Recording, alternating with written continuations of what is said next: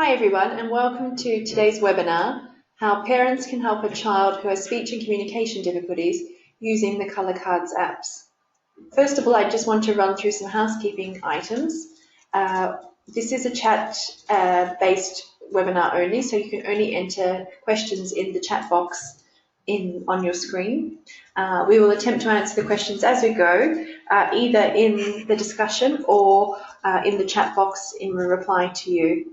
But please let us know if you have questions along the way. If you have any technical difficulties, please also alert us and we can see in the chat box and try to resolve those for you.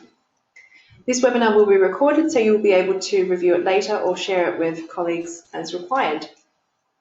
So, welcome to the webinar. My name is Rebecca Bright. I'm a speech and language therapist and I have the pleasure today of talking you through some ways in which parents can help children with different communication difficulties by way of using the Colorcards apps. But before we get started, I wanted to run through some questions with you. First of all, some questions are going to pop up on the screen. It'd be good to know who is in the room. So if you can give us an idea about who is here, and that will also enable me to tailor the presentation accordingly, but gives us some useful insights as well. Great, so I can see everybody's answering that at the minute.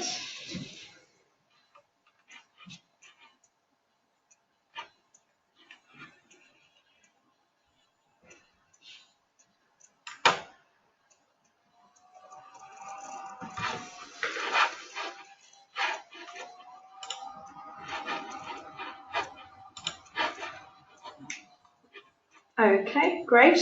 So we know that the majority of people are speech and language therapists and parents who are here as well. So that's great.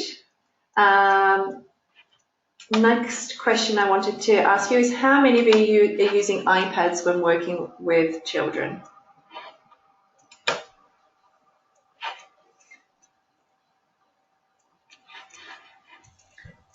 Great, so everybody's quickly voting on that. So it looks like about 3/4 of people have used iPads with their students or children before. A couple more questions. Now, of those that use iPads, how many of you have bought apps before?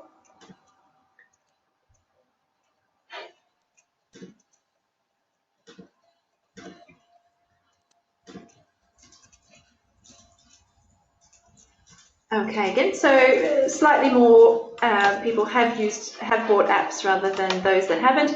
And two quick last questions. How many of you have heard about Colorcards before?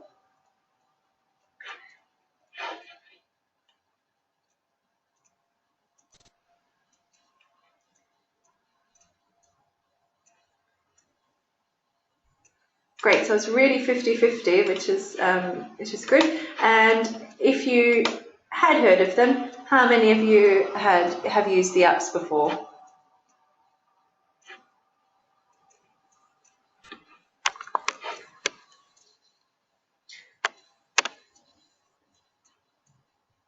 Okay, so some of you have used them, but certainly not everybody, so that's great. So I will make sure that today's webinar is a good overview as to the apps and a good understanding as to how they all work. Great.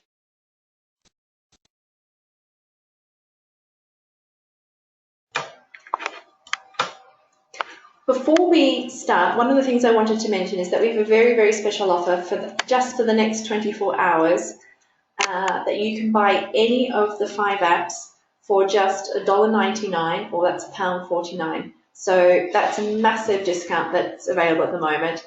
So I encourage you to take advantage, and that's, as I said, limited time only, so please make sure that you do that.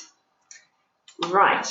So, on to the agenda for today. The plan for today is to look at how we use apps for speech, language and communication goals. And then to use Colorcards Apps really as a case example for this topic, and have some ideas discussed about how you can use the Colorcards Apps to address some of the speech and language goals that your child or your student might have. Then to go into a bit more detail and talk about how we can personalize content in these apps, and then look at how to track and measure progress. So as I said, if you have questions, please ask them as we go, and we'll do our best to answer them. And if we can't get back to you during the webinar, we'll certainly respond afterwards.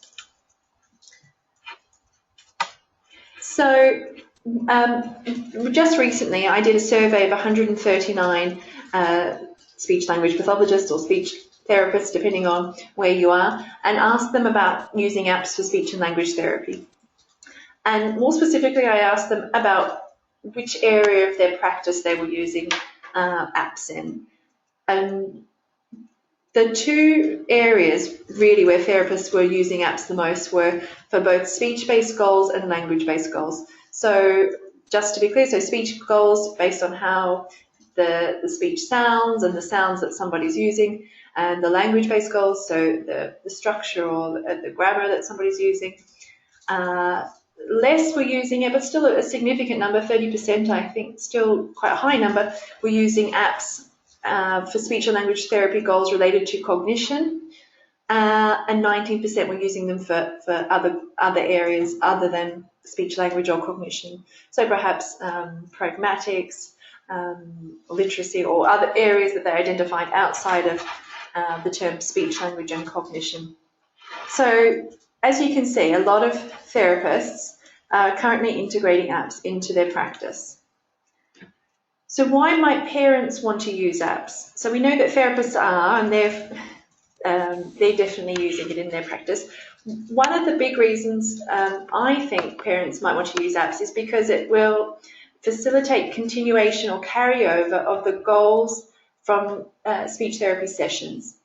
Now, as a therapist, sometimes it's difficult to, or parents and family members are really, really keen to continue on the work that you've been doing in between sessions. And I think in recent years when apps have been available, it's been a really clear-cut way for therapists to give materials that are engaging to parents to be able to use with their child outside of their regular speech therapy sessions.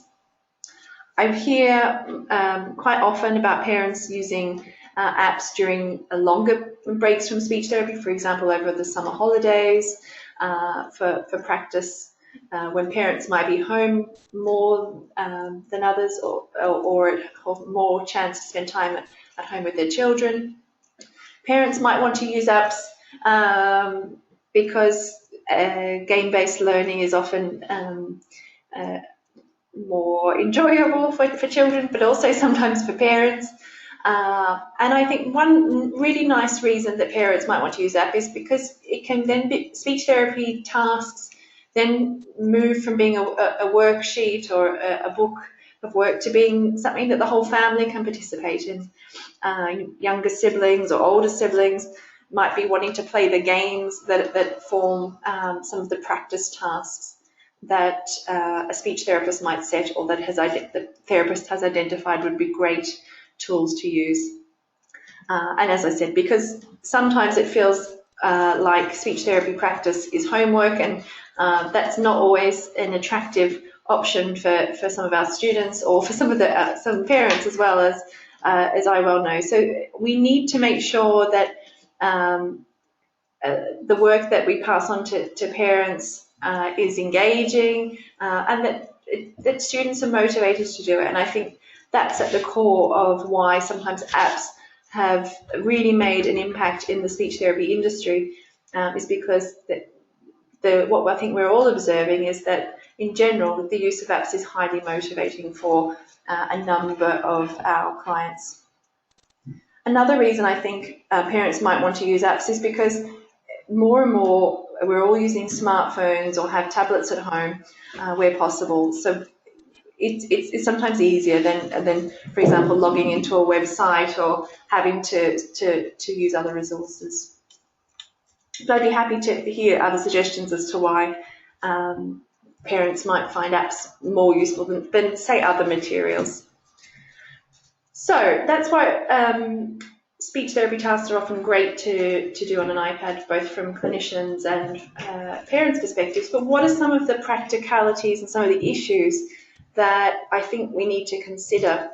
And you're probably not going to think any of this is rocket science, and it's not, but some of the issues that I think we need to be aware of and can't ignore are that there is an ongoing debate about screen time, about how much time children are watching TV or using tablets. I'm sure everybody has their own feelings about that. But, I think, as with anything, and most speech therapists would probably echo this recommendation, is that you would expect, and as a parent, you would make your own judgment about what was suitable screen time, just as you would with any other activity that your child was doing. One of the key changes, and I think one of the ways, for example, Apple has responded to the very high-profile use by children of iPads and some of the issues they had with children downloading hundreds of pounds of apps, is by implementing a lot of opportunities to add restrictions. So, for example, restricting access to YouTube, or the App Store is possible now on iPads and on other tablets. And you can also do things, for example, in the accessibility settings to make sure that the child stays in the app, so that they're not accidentally wandering into another app that they shouldn't be in, or that they're getting distracted away from the app that they should be using, that you're wanting to use in your targeted practice.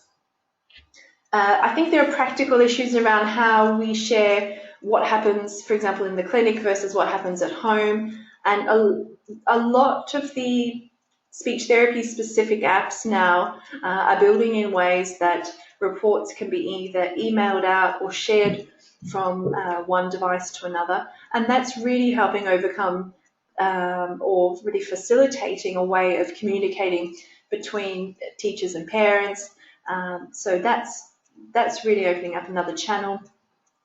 And finally, one of the practicalities which seems to be an issue which doesn't go away and actually becomes more of a challenge is the need to sift through what has now become a huge number of apps on the App Store. If you look in the Education App Store alone, so on iTunes and then in the Education section, one of the biggest subsections within that are apps for speech therapy. It's absolutely an enormous industry now. And the challenge I think speech pathologists, teachers, and parents all have is sorting out good apps from bad and knowing where to spend their money and wanting to make sure that they're choosing apps which are going to stand the test of time, be adaptable, and be able to help you work on whatever goals you've set for that particular child. So I think that's one of the real issues. So here I've got a couple of tips on how you can more easily find the good apps. And I think, in my opinion, speech language pathologists and speech therapists should be recommending which apps specifically they want you to use, which complement therapy and address goals. So I think where possible, therapists should be, as part of their regular continuing education, be looking at apps to try and work out which ones are going to be suitable for each child and for each goal. That's a challenge in itself, no doubt. But one of the ways that therapists and indeed parents can do that is by looking at App Store reviews. Bear in mind, just like any reviews for TripAdvisor or Airbnb, you only get the very positive reviews and the very negative reviews, so the 5 stars and the 1 stars. But have a look at the detail in the reviews. What is it that people find useful about the apps? What do they feel is missing? And I feel that often gives you a really good indication about how the app works for other people. Now in the App Store, when you submit an app, you have the option to upload videos, and I think that's a great way for potential customers to to see what will be a useful app by looking at an app in more detail. And of course, looking for blogs and reviews online, chatting to other parents about apps that they've found useful. So I think it really does make a difference, and it's worth the time that it takes to sift through what can feel like a mountain of apps. So moving on to the Colorcards apps, there are 5 apps in the market at the moment. They're all in the Apple iTunes store. Those apps are Everyday Objects, What Can You See? And then there are 3 apps in the sequencing range.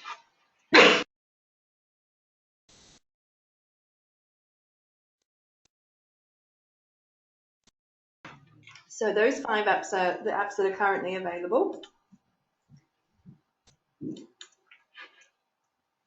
And they've been designed for use by multiple students, which is one of the real advantages, and designed to be used along intervention plans and very much structured to fit around speech and language therapy goals.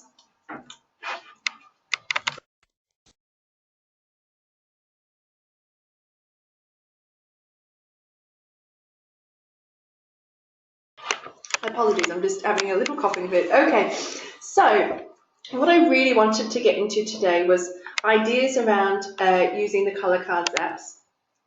And we're going to run through 5 specific examples on practical and real ways that you can use these apps to target speech and language therapy goals.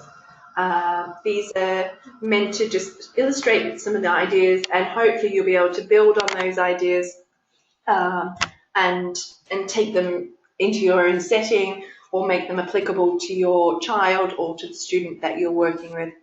So we're going to look at the 5 apps here on my iPad. Bear with me for 2 seconds while we set that up. There's always a little bit of a lag time while we wait for the iPad and the computer to talk to each other. Okay, great. And I'm going to run through, we're going to start with looking at an example using the app Everyday Objects and looking at a way in which you can use the app to talk about curriculum or to look at building vocabulary using very specific and relevant content. So in the app, now I've built in and added some photos related to the curriculum area of mini beasts, say for example. So instead of, if I'm able to take my own photos, or these ones for example being uploaded, of bugs and insects in this case, that I can then use as content for my sessions where I'm looking at building vocabulary around curriculum areas, and in this case, as I said, around mini beasts. So using the Colorcards apps, the image comes up, and this is the Everyday Objects app. The image comes up and the child is prompted to tell you about what's happening in the picture. So it may be that I'm just wanting the child to tell me what this item is, or to describe what they're seeing. So let's say in this example I wanted them to just tell me what it is, and they can say it's a butterfly or an orange butterfly, and that's great. And I have the option either just to listen to that and then indicate that it's right, and when I click on the tick mark, I will see that I'm right and move on to the next picture.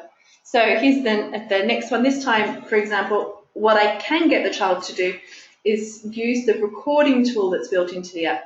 So here I can tap onto the microphone that is in the top right hand corner and record this is a fly, and when I want to, then I can listen back.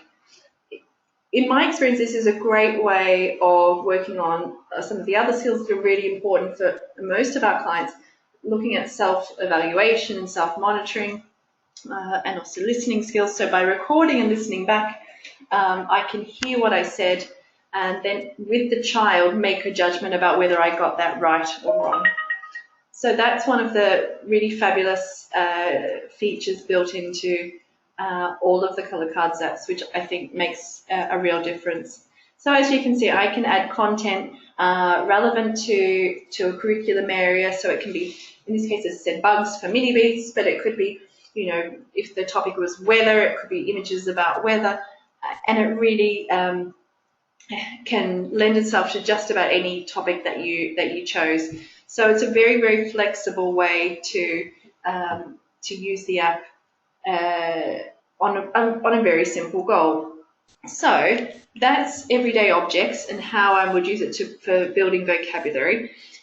Let's say now I wanted to work on goals related to sentence structure. In that case, I'm launching the Basic Sequences app, which is one of the apps within the sequencing range. And if I wanted to work on putting things in the correct order, I would, choose one of the pictures I had available. Let me just choose that again. And I can enter any content that I wanted into that. So for example, here I've got pictures of a very familiar sequence that parents and children could use together. So I can take photos to enable somebody to work on putting that information into order. In the example of Basic Sequences then, or in the sequencing app, they share one of the great features where you can drop and drag the pictures into the correct order, and once they're in the correct order, you'll have reinforcement that they're in the right order as well. So there we go, now they're in the right order, and then we can work on the child recording. You know, I change the nappy, then I put on my shoes, then off I go for the day. So you can work on the narrative and the structuring skills that really benefit from having that visual structure and visual sequence sitting in behind the scenes as well. So I think there are lots of ways, I'm sure you can see as well, that how you can use a sequencing app to work on sentence structure or narrative structure very, very simply. And just as these, you can use the photos that are within the app, you can also populate these with your own photos, and I'll show you how to do that shortly. Okay, the next example I'm going to show you is a way of working on ordering information. And in this case, I've got an example we've made ourselves where we're going to put these steps in the right order. This time it's a little more challenging. As you can see in the change from Basic Sequences, we now have a 4-step sequence. And our challenge is to sequence each of the steps in the plant life cycle. Now this can really tie in nicely with topics in class, or topics that you're wanting to work on in therapy, or topics that are relevant for home. Again, it's really simple. The child is asked to just move the pictures into the right setting. And because you can upload your own pictures, either taking them directly on the phone on the camera on the iPad, or by uploading pictures that you've taken screen grabs on or found in Google Images, you really can be flexible with what's in there. The child then gets that visual reinforcement that they've got it in the right order. And if I want to work on them also being able to verbalize that sequence, we can tap on the record button and record that for them to listen back to as well. So you do have quite a bit of flexibility with how that information is set up, and the task can be made easier or more complex as you need. The next example I want to show you is looking at how you can work on some of the cognitive skills or some of the cognitive goals that a therapist might have. And I think one of the fun things about this app, which is What Can You See, is that it makes a very structured task fun. You've got an opportunity to work on things like turn taking and predicting with this app. And what happens is you've got a picture which is hidden, and you can see a little cutout And each time I tap the screen, a little bit more of that image is revealed. And so I might have the child start to guess, oh, I think it's something that's on a flower, or it's something that's pink and spiky. I can see some wings. And of course, you know, or it might be a chance for you to model some of that language that you're using, and see that. So then you've got the picture being revealed. So what can you see can be used for lots of things. But as I said, one of the areas I think it works really nicely is working on skills like attention and concentration, where the child really has to wait to see what it is that's coming. So you might be working on, you know, trying to wait and get them to only say it once they see the whole picture, for example, or modelling the thinking that goes behind some of that meta language that goes on in terms of, oh, I think it's going to be a baby. Let me see. Oh, yes, it is a baby. So a lot of the thinking out loud opportunities, I think, can be addressed with this app as well. And the last app I'm going to show you is in the most complex of the sequences apps, which is the sequences 6 and 8 step. And that allows you to use more lengthy sequences. And in this case, I've used it to set up some examples. Whoops, wrong one. Sorry, let me go back. Oh, I popped it in the other app actually. Sorry. Oop. In the predicting task, which belongs in each of the sequencing apps, I put it in the 4-step one.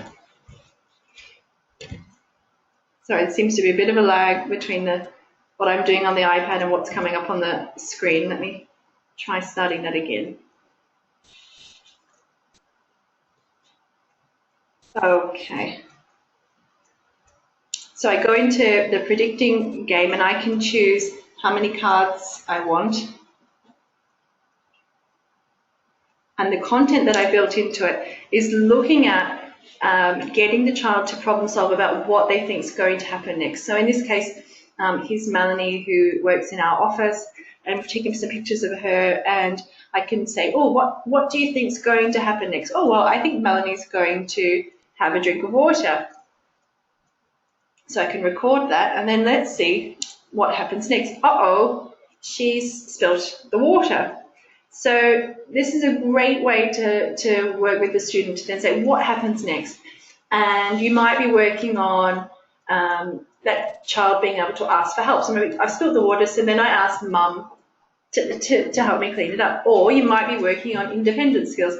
I've spilled the water, so then I go and grab some kitchen towel and dry it off. So you can use it in lots of ways to promote problem solving and to promote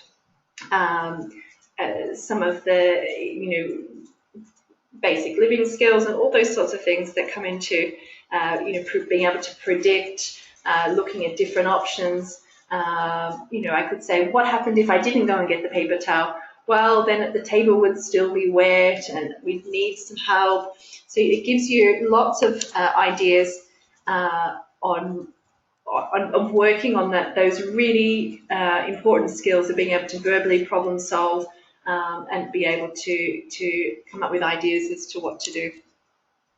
So a really nice example on how that happens.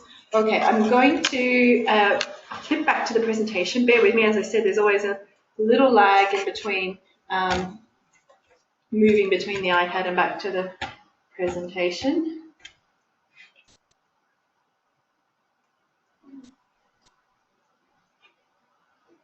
Okay, there we are. Oh, yep, okay.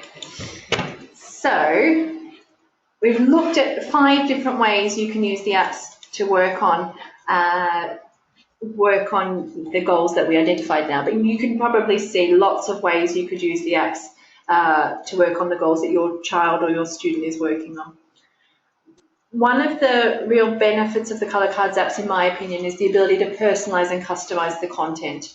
Why is this important? I think There's lots of reasons. Not only do I feel that students and clients and children often respond really well to personal content, because it's also easier to understand, but it's also, I think, more fun and engaging. And as a therapist, I feel like it allows for transfer of skills more easily. For example, if you're describing an image of the child's own bike and then you're later on talking about their bike in the garden, that's going to make a lot more sense. So I think it allows us to be more relevant, easy to understand, more fun and transferable, and often more culturally appropriate. A lot of the content in apps is fairly standard, but it allows you to cater to culturally specific food or culturally relevant clothing, for example, and make content that's going to suit each client and be very client-centered.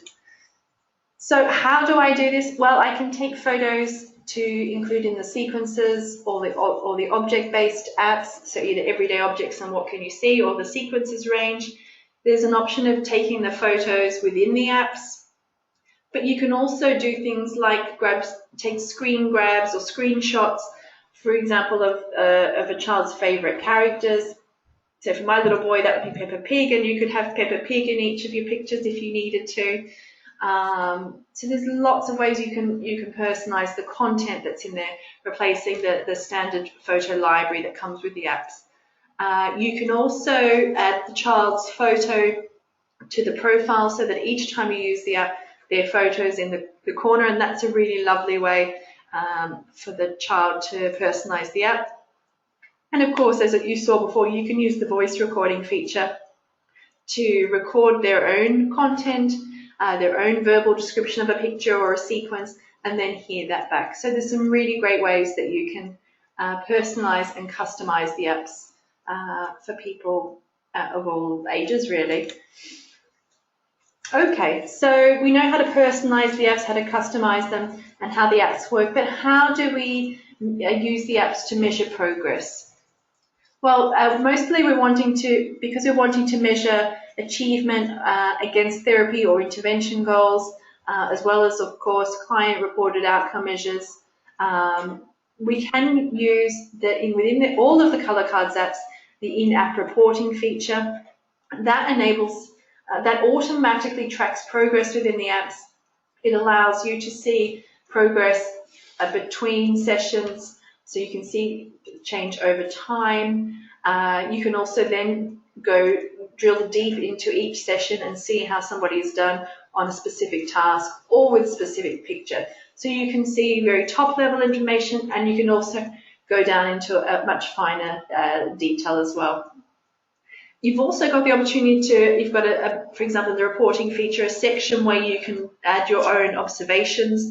So not everything when we're measuring progress is about accuracy or time taken. Sometimes the observations that we can record, such as, the child had really great eye contact during this task, or the child was fantastic at taking turns, or that they really enjoyed the app. All of those observations are really important things to record, and that can go alongside each of those tasks. So you're able to record that information and enter that in the reporting feature as well.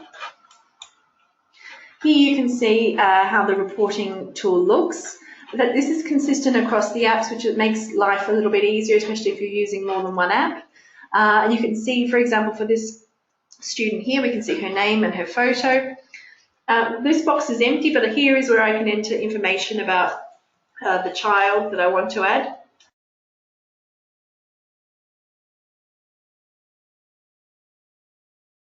And I can see progress across the 3 sessions that she did in February, for example, getting an idea of accuracy and how that's changed over time.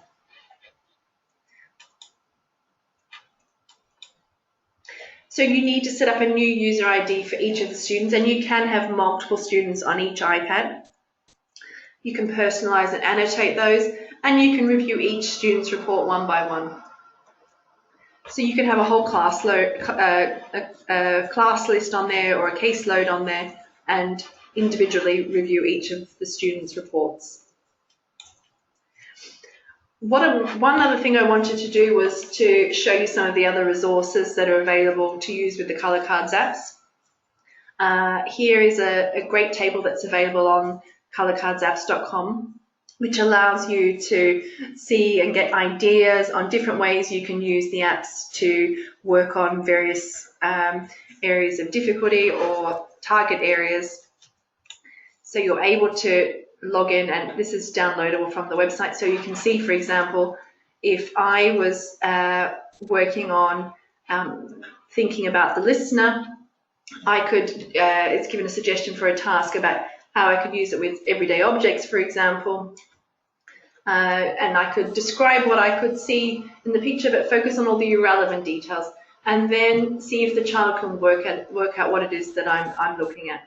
Lots of suggestions that have been put together for ways that the apps can be used with different goals in mind. So you can see there's suggestions for turn taking, for literacy related goals, and sometimes, as you can see here, it's just about using the app as a reward for other therapy, or for using the app as, you know, that last stretch at the end of a therapy session or a home practice session, to use that as a bit of a motivator, or something as a bit of a warm-up at the beginning of a session as well.